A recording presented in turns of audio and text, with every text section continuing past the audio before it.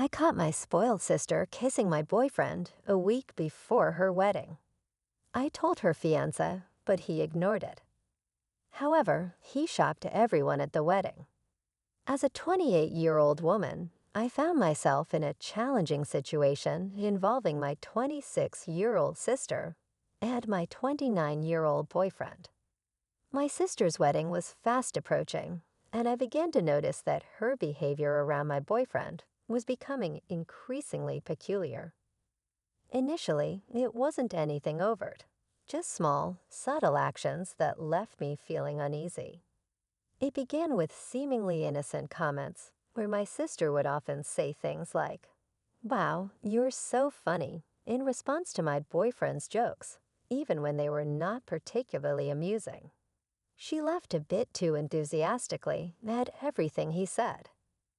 At first, I tried to dismiss it, thinking that perhaps she was just being overly friendly due to the excitement surrounding the upcoming wedding. However, as time passed, I began to notice more troubling signs. She started to find excuses to touch him casually, like placing a hand on his arm during a conversation or lightly bumping into him as she walked past. These gestures were subtle, yet unmistakable.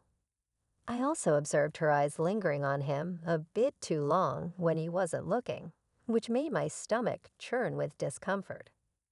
One evening, after we returned home from a family dinner where my sister had been particularly flirtatious, I decided to talk to my boyfriend about it.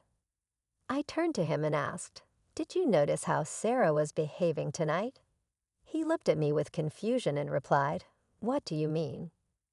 I then explained the behaviors I had observed: the excessive laughing, the unnecessary touching, and the lingering glances. He listened, but after a moment, he simply shrugged and said, "I think you're overthinking it. She's probably just excited about the wedding. It's harmless." Despite his reassurances, I couldn't shake the feeling that something wasn't right. The situation didn't feel harmless to me at all.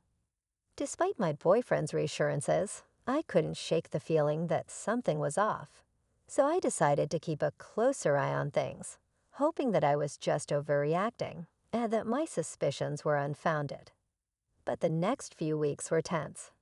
Every time we were around my sister, I found myself constantly watching her, noticing every little thing she did. It became clear that she was always trying to position herself near my boyfriend. She would often sit next to him whenever she could, and she seemed to find endless excuses to ask for his help with wedding-related tasks, even when I was standing right there. One day, we were all at my parents' house for a family barbecue. At one point, I went inside to use the bathroom, and when I returned, I saw something that made my heart sink.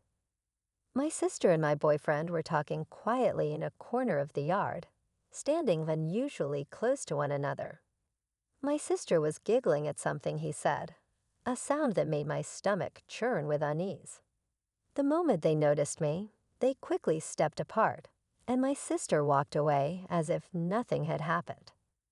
I felt a wave of nausea and anger, but decided not to confront them on the spot, not wanting to create a scene at a family gathering. Instead, I waited until we got home that night, when we were alone. I tried to approach the topic as calmly as I could. I asked my boyfriend what he and my sister had been discussing earlier.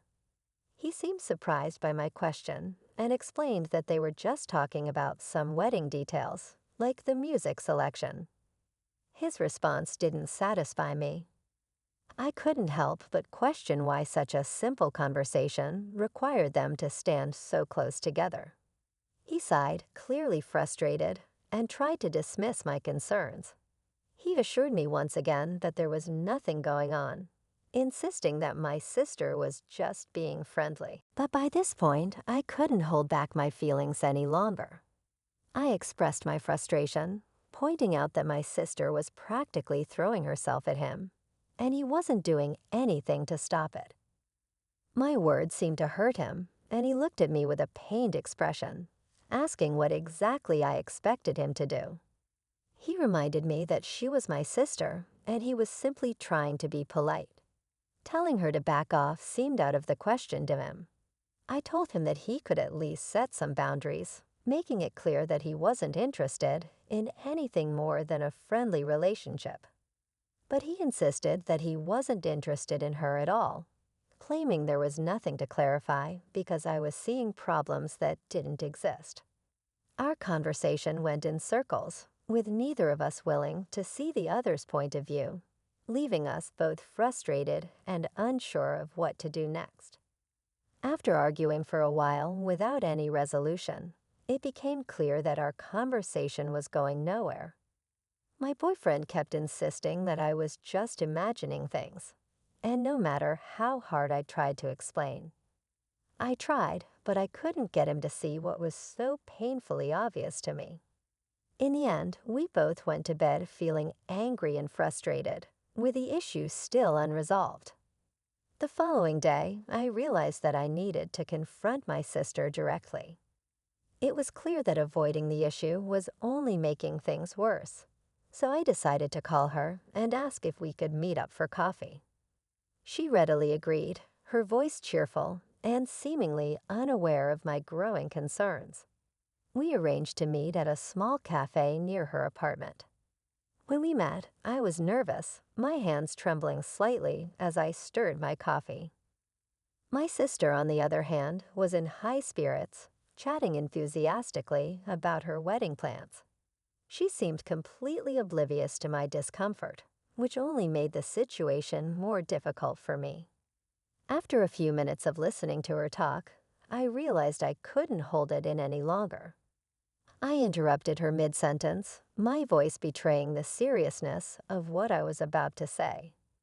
I told her that we needed to discuss something important. My sister, caught off guard by the sudden shift in tone, looked at me with surprise and asked what was wrong. Taking a deep breath to steady myself, I began to explain. I told her that I had noticed how she had been behaving around Tom, my boyfriend, and that it was making me uncomfortable. I mentioned the flirting, the casual touches, and the lingering looks, things that had been bothering me for some time. I emphasized that her behavior needed to stop. As I spoke, I watched her face transform through a range of emotions.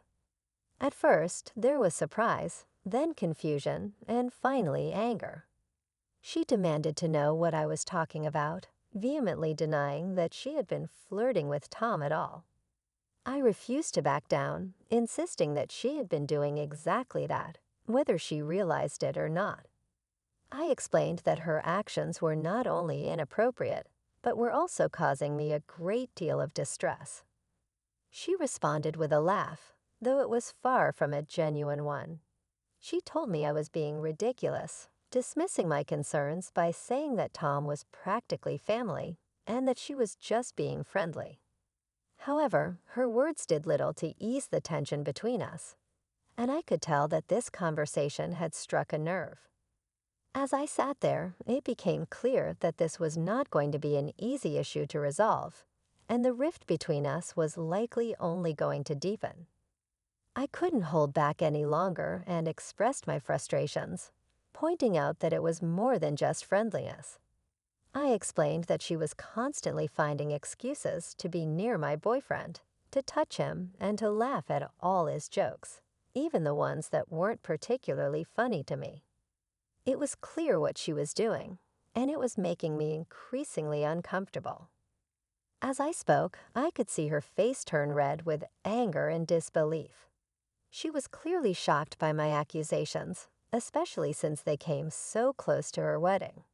She responded with a sharp retort, questioning my confidence and suggesting that I must be deeply insecure to accuse her of such behavior. Her words stung, but I knew I had to stand my ground. I tried to explain that my concerns weren't about insecurity, but rather about respect. I told her she was crossing a line that shouldn't be crossed, and that her behavior needed to stop immediately. Suddenly, she stood up, her chair scraping loudly against the floor, signaling the end of our conversation. She declared that she wasn't going to sit there, and listened to what she considered paranoid and ridiculous accusations. She made it clear that if I couldn't trust my own sister, then that was my problem, not hers. With that, she stormed out of the cafe, leaving me alone with a swirl of emotions. I felt awful and began to question myself. Had I overreacted? Was I really just being paranoid? When I returned home, my boyfriend immediately noticed that something was wrong. He asked me what had happened, and I recounted the conversation I had just had with my sister. As I shared the details, I could see the concern growing on his face. When I finished, he let out a heavy sigh and told me that he thought I had made a big mistake. He was worried that Sarah would be deeply hurt, especially with her wedding just around the corner. Feeling defensive, I asked him if he was taking her side. He quickly reassured me that he wasn't taking sides, but he expressed his doubts that Sarah had been flirting with him. Even if she had been, which he found unlikely, he believed that confronting her in such a direct way was not the best approach to handling the situation. His words left me feeling even more conflicted, unsure of whether I had done the right thing or not. As I felt tears welling up in my eyes, I couldn't help but ask, so what was I supposed to do? Just ignore it? The frustration and hurt were clear in my voice. Sensing my distress, my boyfriend walked over and gently wrapped his arms around me. He suggested that perhaps I could have handled things differently, that maybe I could have talked to him more about it first or approached Sarah in a way that was less confrontational. He expressed concern that now, with the way things had unfolded, Sarah was likely upset with both of us, and that this could cast a shadow over her upcoming wedding, making everything feel incredibly awkward. Feeling overwhelmed, I pulled away from his embrace and questioned him. So this is all my fault too. I needed to understand if he truly believed that I was to blame for the situation. He sighed deeply, clearly struggling to find the right words, and explained that he didn't mean to place the blame solely on me. However, he did think that I might have overreacted, letting my emotions get the better of me. We continued to argue for a while, but it became evident that we were not going to reach a resolution. There was a clear disconnect in our perspectives, and neither of us seemed willing to fully understand the other's point of view. Eventually, he decided to go to bed, leaving me alone with my swirling thoughts and doubts. The days that followed were filled with tension. My sister had stopped speaking to me entirely, creating a painful distance between us. My parents, having noticed Sarah's distress, called me wanting to know why she was so upset. I tried to explain the situation to them, but I could tell from their responses that they, too, believed I had overreacted. As the wedding day drew closer, I found myself increasingly uncertain about what to do.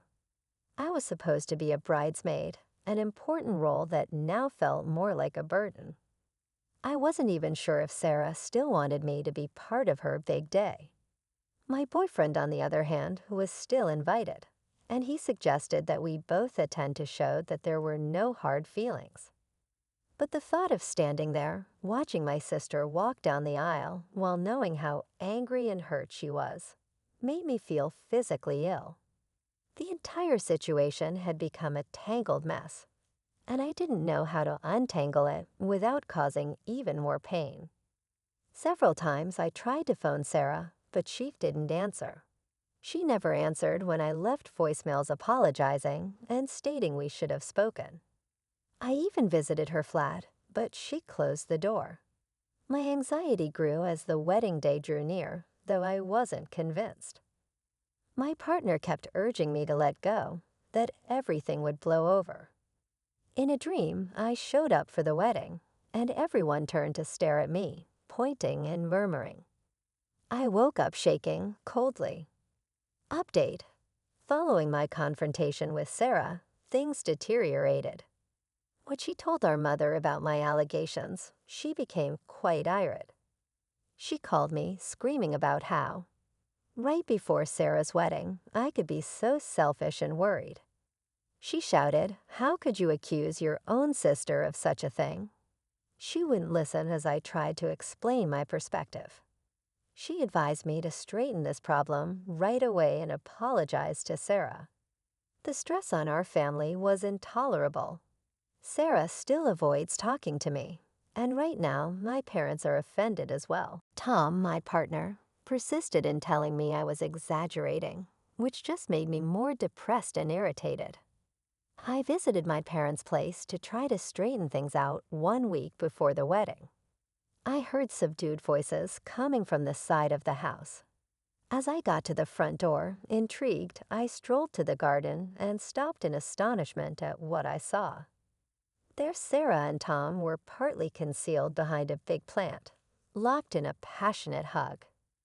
They kissed firmly. Sarah's legs were wrapped around Tom's waist, his hand was beneath her top, and they were completely absorbed in one another. They failed to even see me standing there. I thought I had been given a stomach punch.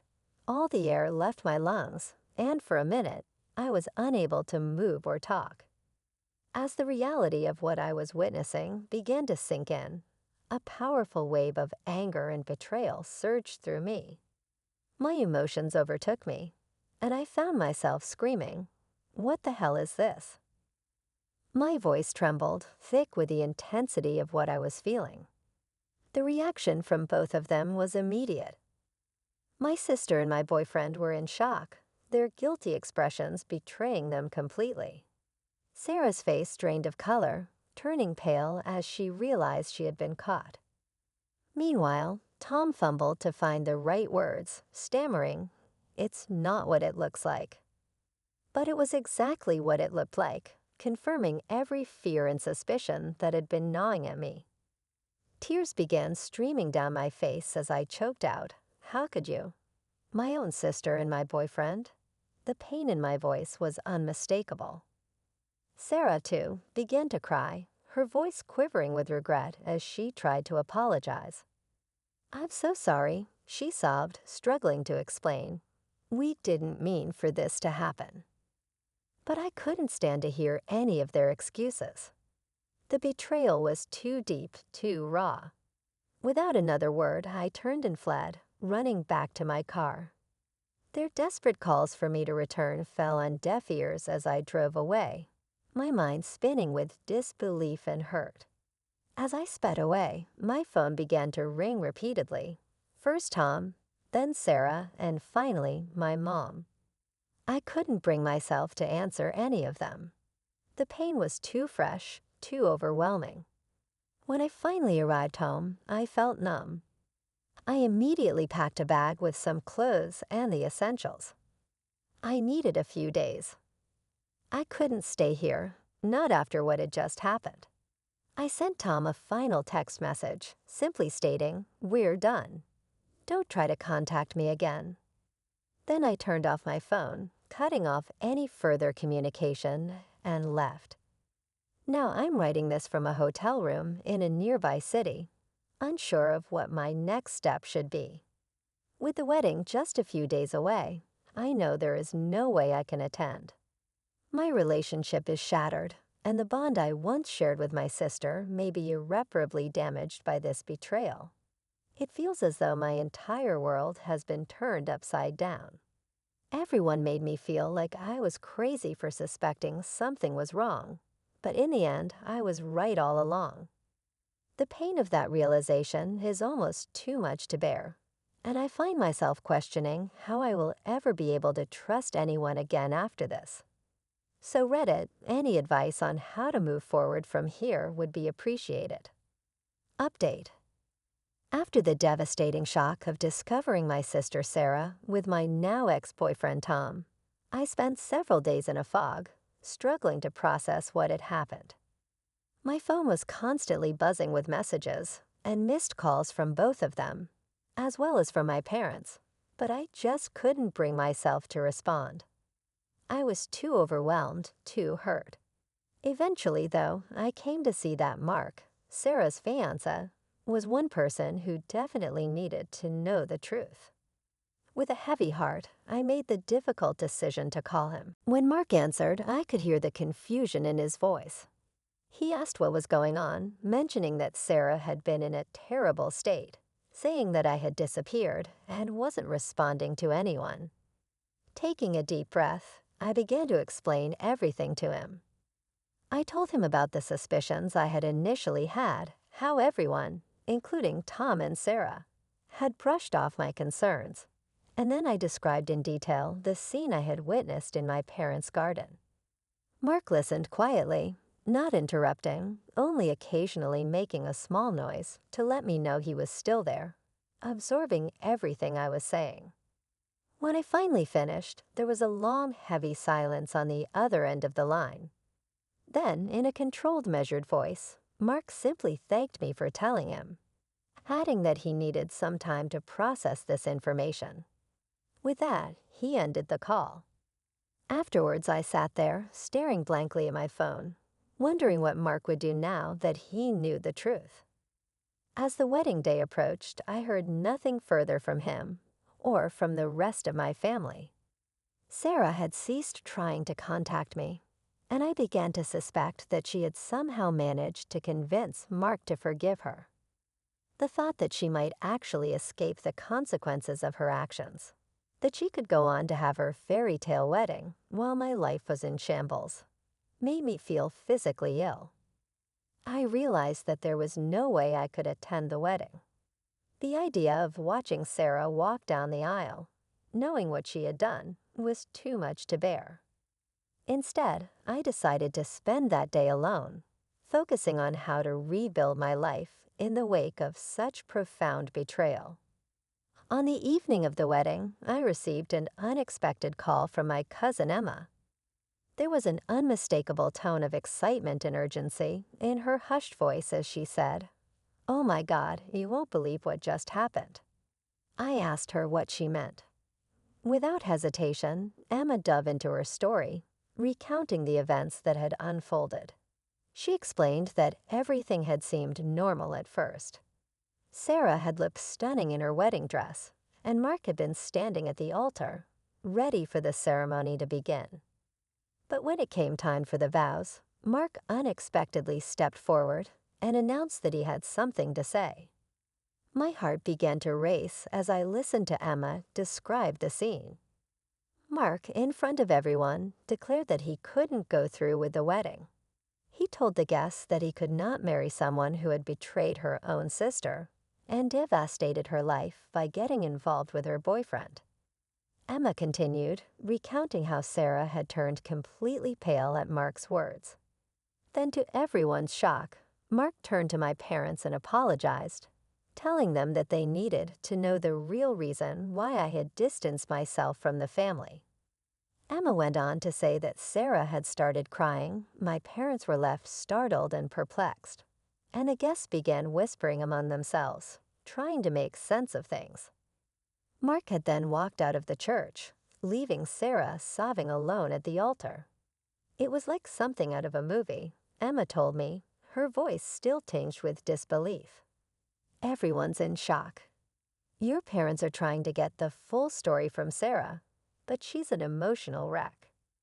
As I sat there, absorbing everything Emma had just told me, I felt a mix of emotions.